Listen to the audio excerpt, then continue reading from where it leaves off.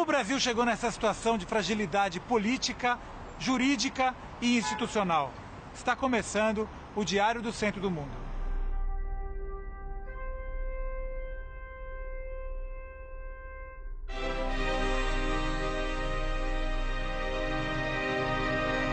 Quais as possíveis origens da atual crise brasileira?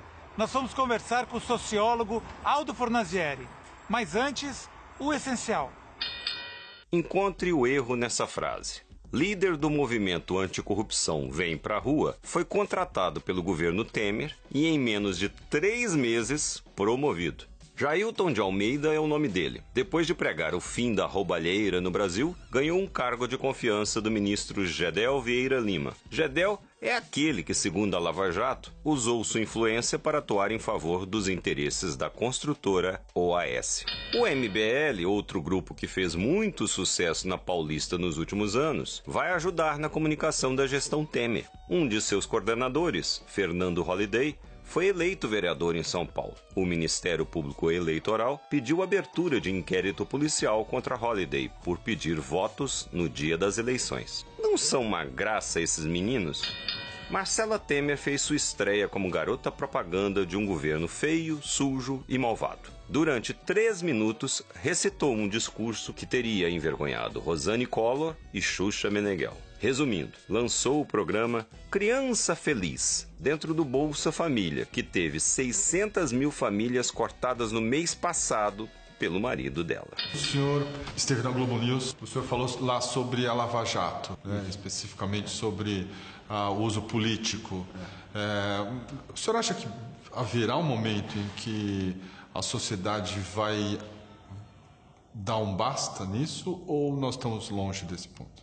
A sociedade ela não tem condições de dar um basta nisso. Tem que haver uma reação das forças democráticas e tem que criar uma barragem, uma contenção à sucessão de arbitrariedades que vem sendo cometidas, seja pelos procuradores, seja pela Polícia Federal comandada pelo juiz Moro, né? Agora, o que eu acho que ficou mais grave é a possibilidade da Polícia Federal ser usada politicamente, ser usada como um instrumento político, na medida em que agora ela presta contas ao ministro da Justiça, Alexandre de Moraes. Quer dizer, o episódio da declaração do ministro em Ribeirão Preto e a subsequente prisão do Palocci, eu acho que é uma demonstração clara de que há uma instrumentalização política da Polícia Federal. O despacho do Moro fala, ele mesmo admite não, ele diz que está prendendo Palocci sem as provas.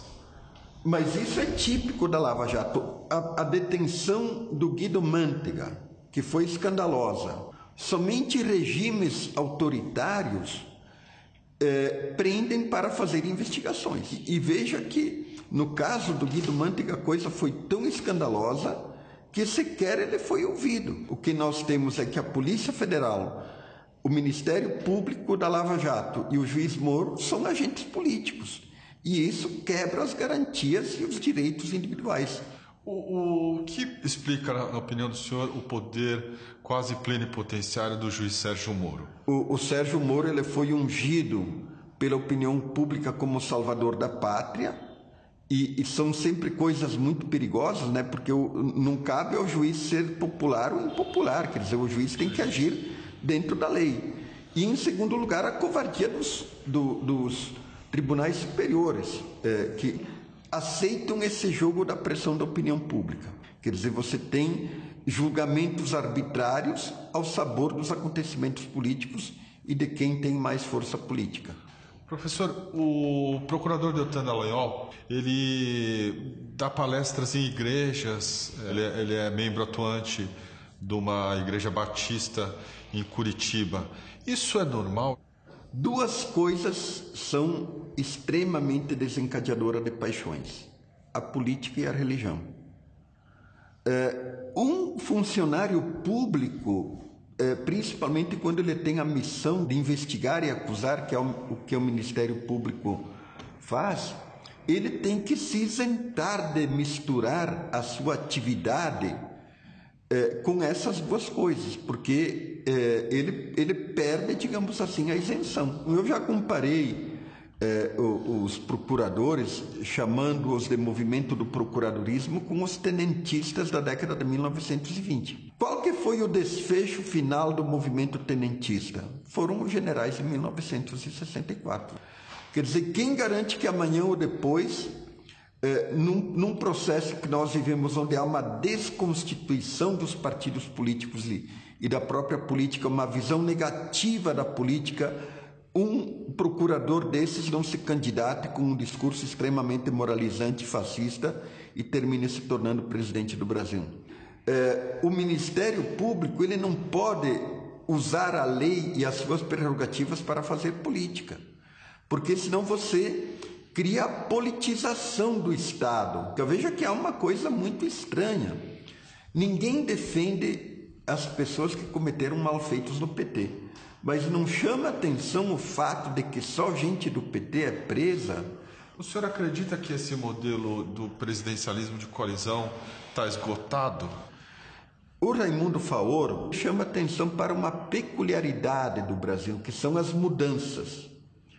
Se você for ver a independência, a república, mesmo a Revolução de 30, 64, a redemocratização e o próprio governo do PT, sempre foram mudanças pelo alto, um acordo, um conciliábulo entre elites.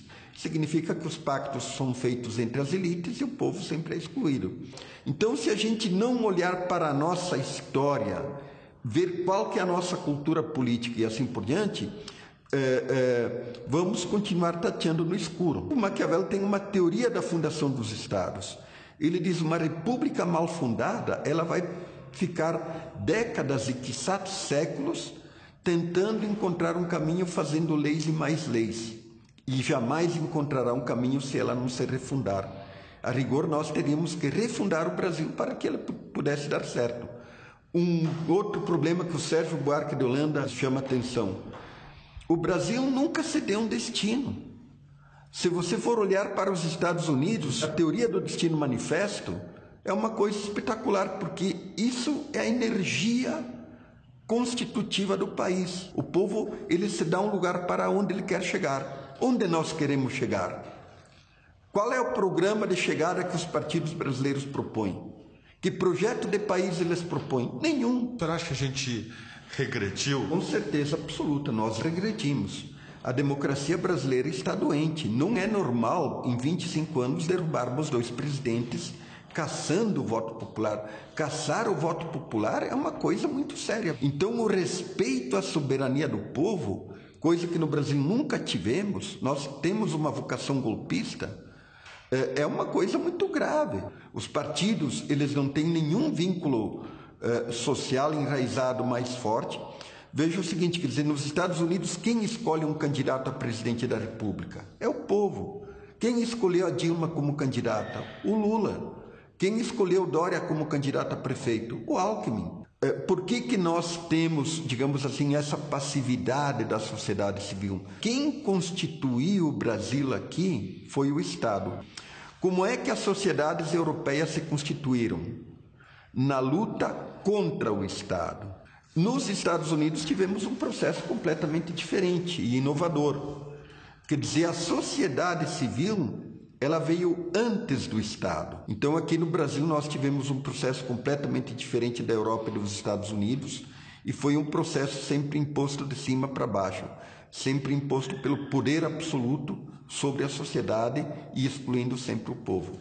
Quer dizer, isso explica essa apatia, a gente encara como normal um golpe. Exatamente, nós sempre esperamos que alguém resolva os problemas e nunca nos propomos a resolver os problemas. Refundar ou vazar, professor?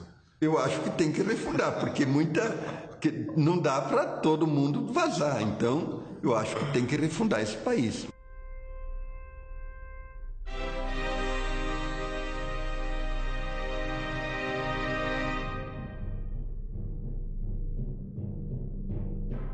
A imprensa tem um trabalho muito, me parece, negativo, porque ela não esclarece que a Petrobras é vítima de um processo. Parece que a Petrobras ela é a personagem principal de uma cena, quando na verdade ela é vítima de uma ação que foi feita por alguns dos seus funcionários, réus confessos, e algumas empresas também réus confessos.